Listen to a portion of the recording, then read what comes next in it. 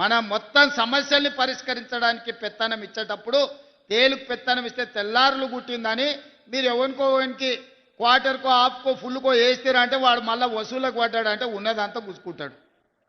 అడగబోతే కూడా అంటాడు ఆయన హాఫ్ ఇయ్యలేదా ఫుల్ ఇయ్యలేదా అని రాసి పెట్టుకుంటారు. ఇవ్వాలి రేపు కొంతమంది పోగానే బుక్కు తీస్తారు. ఎలక్షన్లప్పుడు నీకు ఎంత ఇచ్చినా కదా మరి నాకు ఎంత ఇస్తావో చెప్పని.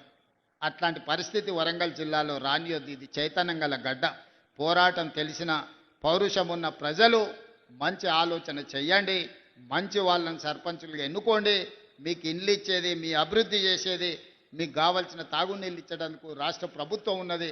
మీ పెండింగ్ ఉన్న సాగునీటి ప్రాజెక్టులను పూర్తి చేయడానికి ఈ ప్రభుత్వం ప్రయత్నం చేస్తుంది. మీకు ఎల్లవేళలా అండగా ఈ ప్రభుత్వం ఉంటుంది. ఏ విధంగా అయితే ఈనాడు మీరు ఆశీర్వదించడానికి వేలాదిగా తరలి వచ్చిండ్రో ఈ ఆశీర్వాదం ఎప్పటికీ ఇంట్లోనే ఉండాలి. మీరు అండగా నిలబడితే ఢిల్లీనైనా ఢీ కొడతా, ఢిల్లీ నుంచి అయినా నిధులు తీసుకొస్తా.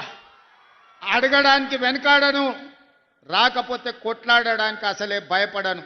నా బాధ్యత ముఖ్యమంత్రిగా ప్రధానమంత్రి కేంద్ర మంత్రుల దగ్గరికి వెళ్ళి మనకు కావాల్సిన నిధుల కోసం, కావాల్సిన అనుమతుల కోసం ఒక్కడికి 100 సార్లు తిరుగుతా. నాకు ఓపిక ఉంది, వయసు ఉంది. విషయాన్ని వివరించే కనీస పరిజ్ఞానం నాకు ఉన్నది. తెలంగాణ రాష్ట్రం కోసం ఎవరినైనా కలుస్తాను. తెలంగాణ అభివృద్ధి కోసం ఎవరితోనైనా కొట్లాడతాను. మీ ఆశీర్వాదం నిండుగా ఇట్లనే ఉండాలి. ఈ వరంగల్ జిల్లాను అభివృద్ధి చేస్తాం. మళ్ళీ 1000 సంవత్సరాల చరిత్ర కలిగిన సమ్మక్క సార్లమ్మ, గొప్ప 100 సంవత్సరాల చరిత్ర కలిగిన సమ్మక్క సార్లమ్మ ఏ విధంగా అభివృద్ధి జరుగుతుందో మీరు చూస్తున్నారు. కొత్త సంవత్సరంలో అద్భుతమైన సమ్మక్క సార్లమ్మ మందిరం వస్తుంది. దర్శనం చేసుకోవడానికి వస్తా. ఆ రోజు మీ అందరితోని మాట్లాడతా.